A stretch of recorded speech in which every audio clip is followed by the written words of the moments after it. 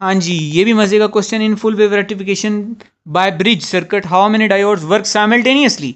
आपको पता है कि जो ब्रिज सर्किट होता है उसमें दो डायोड जो होते हैं वो वर्क कर रहे होते हैं साइमल्टेनियसली, या कह सकते हैं कि एक pair of diode work simultaneously. ठीक है, तो दो डायोड वर्क कर रहे होते हैं simultaneously, one pair of diode work simultaneously. और आगे वेरिएशंस देखते हैं, लिखा हुआ है मैंने। In forward in full wave rectification two diodes in, ये होते हैं किसमें, सीरीज में होते हैं। Two diode work in series simultaneously. पहली बात ये कि ये डायोड जो दो वर्क कर रहे हैं ये सीरीज में है क्योंकि इनमें से सेम करंट गुजर रहा है और ये एक साथ वर्क कर रहे हैं। यूं भी कह सकता हूं कि a pair of diode work simultaneously. ये दो डायोड थे, इस दो को तो मैं एक पेयर भी तो बोल सकता हूं ना, दो का ही एक पेयर होता है, जिस तरह जूते दो होते हैं उनका पेयर होता है। तो इसी तरीके से ये दो डायोड थे, इनका भी एक पेयर है जो साइमल्टेनियसली वर्क कर रहा है और ये पेयर सीरीज में लगा हुआ है। सिंपल बात। Two pairs of diode work alternatively. Bridge वाले सर्किट में चार डायोड यूज होते हैं जिनमें से दो एक वक्त में चलते हैं। एक साइकिल में दो कंडक्ट करेंगे, दूसरे साइकिल में दूसरे दो कंडक्ट करेंगे। तो एक पेयर, तो आपके पास क्या हुआ, दो पेयर। एक पेयर जो कंडक्ट कर रहा है एक नहीं कर रहा, फिर अगली बारी दूसरा कंडक्ट करेगा, पहले वाला नहीं करेगा। दो पेयर आपके पास अल्टरनेटिवली वर्क कर रहे हैं, पहले एक पेयर चलेगा फिर दूसरा पेयर चलेगा। या चार डायोड जो हैं वो वर्क कर रहे होते हैं अल्टरनेटिवली। मतलब आपके पास दो डायोड, पहले एक वर्क करेगा, जो चार डायोड है ना उनमें से दो वो एक साथ वर्क करेंगे और दूसरे दो वो एक साथ वर्क करेंगे। बेटर है इस वाली लाइन को कट कर दिए जाए, ये वाली थोड़ी कम सेंस बना रही है, बाकी ऊपर वाली आपने कीप करनी है।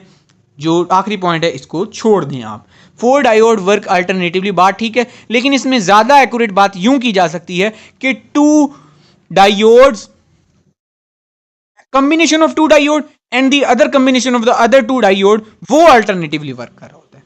सो जो ये बात है ये सब बयान कर रही है कि दो पेयर ऑफ डायोड हैं वो अल्टरनेटिवली वर्क कर रहे हैं, मतलब एक दफा एक पेयर अगली बार एक पेयर। तो ये तीन बातें आपने याद रखनी है, चौथी बात नहीं रखनी। ठीक है, सो ये था आपका क्वेश्चन और इसका आंसर क्या बना, बीटा वाला। ये जो क्वेश्चन था ना ये बच्चों ने गलत किया। उन्होंने ना डेज में याद की हुई थी, तो उन्होंने कहा 3.8 था, कुछ 3.8 था। भाई ये तो देख लो, रेडॉन गैस है उसका 3.8 डेज होती है, डेज यहाँ, लेकिन यहाँ तो डेज में कोई है ही नहीं, यहाँ तो मिनट है, ऑर्स है, ऑर्स है। यानी 3.8 डेज जो थे ना आपके पास, उनको ऑर्स में कन्वर्ट कर लो, मिनट में कन्वर्ट कर लो और मैच कर लो, सिंपल। अब आगे देखो, ये half life of radon is 3.8 days. ये डेज भी याद रखने होते हैं, सिर्फ 3 पॉइंट रख के आपने जो है ना वो अपना काम पूरा नहीं किया। आप यूनिट चेंज करके भी दे सकता हूं। तो मैंने 3.8 डेज को एक दिन में 24 घंटे होते हैं, सो मल्टीप्लाई किया तो 91.2 आवर्स आया, जो कि मेरे पास चार्ली ऑप्शन बन रहा, तो Charlie is the correct choice. अच्छा, ये क्वेश्चन ना मेजोरिटी बच्चा गलत करता है, जिनको बताया हुआ था उन्होंने भी गलत किया। क्यों? क्योंकि वो भूल जाते हैं। As we move in successive orbits from inner to outer the distance between orbit goes on increasing. अब वो डिस्टेंस बिटवीन ऑर्बिट बात कर रहा है, रेडियस बिटवीन ऑर्बिट बात नहीं कर रहा। डिस्टेंस बिटवीन पहले और दूसरे ऑर्बिट क्या होता है, R2 - R1।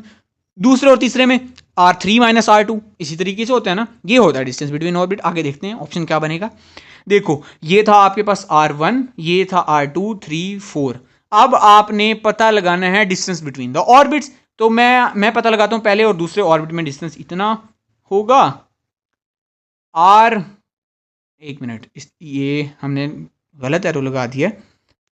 इतना होगा ये क्योंकि ये अंदर वाला शेल था और ये बाहर वाला है, तो आपके पास जो डिस्टेंस बिटवीन ऑर्बिट्स आएगा वो कितना होगा।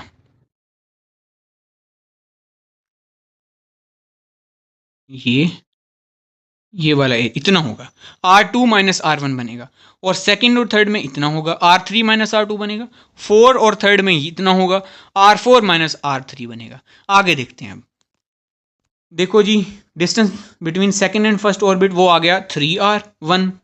Distance between third and second orbit वो आ गया 5R1।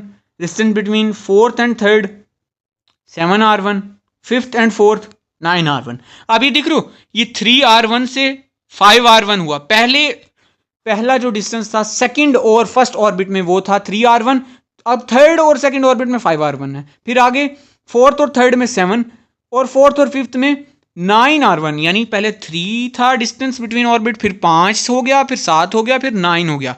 तो अब देखो 3 से 5 हुआ, कितना डिफरेंस आया, 2R1। 5 से 7 हुआ 2R1। 7 से 9 हुआ 2R1। यानी हर बार जब आप डिस्टेंस बिटवीन ऑर्बिट कैलकुलेट कर रहे हो इनर से आउटर ऑर्बिट मूव करते वक्त, तो आपके पास 2r1 डिस्टेंस इंक्रीज हो रहा है। पहले और दूसरे ऑर्बिट में डिस्टेंस था 3r1, अगले में 5r1, कितना बढ़ चुका है डिस्टेंस? 2r1 बढ़ चुका है। ठीक है, तो 2r1 डिस्टेंस बढ़ता जाता है जैसे आप मूव करते जाते हो। अब इस सीरीज से ना मैं आगे डिस्टेंस भी पता लगा सकता हूं। चौथे और पांचवें में इतना 9r1 डिस्टेंस है, पांचवें और छठे में कितना डिस्टेंस होगा?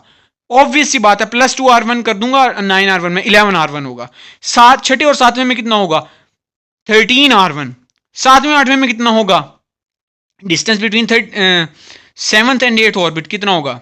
15r1। इस तरीके से मैं आगे बता सकता हूं। मुझे सिर्फ इतना पता है कि 2r1 मैंने इजाफा करते जाना है। सो 2r1 इंक्रीज होता जाता है, तो इसका आंसर क्या बना? 2r1 alpha is the right choice.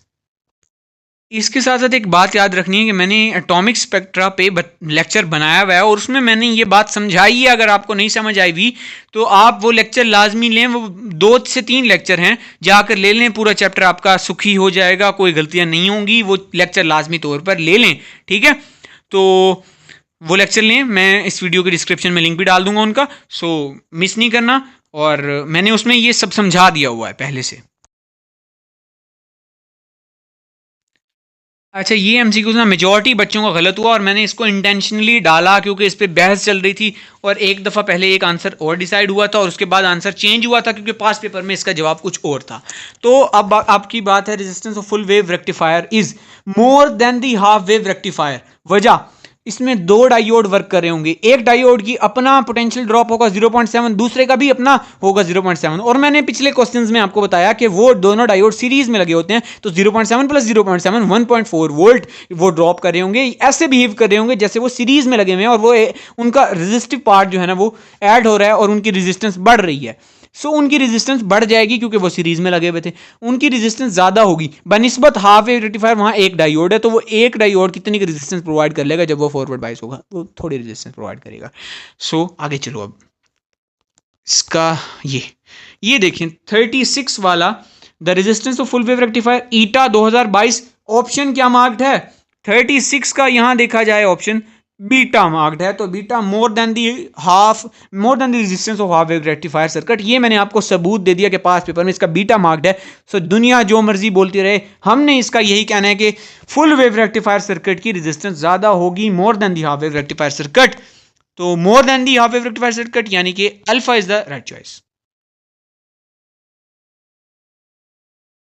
अच्छा जी, ये आ गया 5 रजिस्टर हैं, उनके पॉसिबल कॉम्बिनेशन कितने बना सकते हो आप? ये बड़ा ही इंटरेस्टिंग क्वेश्चन है। अब मैं, ये तो 5 रजिस्टर थे, आप हो सकता है किसी बच्चे ने बनाने की कोशिश की हो कॉम्बिनेशन, लेकिन नहीं बनने आपसे। मैं यहाँ 10 रजिस्टर कर दूं तो आप कॉम्बिनेशन का सोचते रहेंगे कि 2 को पैरेलल में लगा दो, 3 को पैरेलल, फिर भी गलत कर बैठोगे। तो इसका शॉर्ट फॉर्मूला याद रखना है, 2 raise to the power n-1। Register आपके पास 5 थे, 5 पुट किया, -1 किया, तो आपके पास 2 की पावर 4 बन गया। 2 की पावर 4 16 होता है। इसी तरह जो मर्जी एनी नंबर ऑफ रजिस्टर हो आप यहाँ पे पुट करो और आपके पास फॉर्मूला आ जाएगा। 16 पॉसिबल कॉम्बिनेशन इसके बन सकते हैं, तो इसका 16 आंसर हुआ। Charlie is the right choice.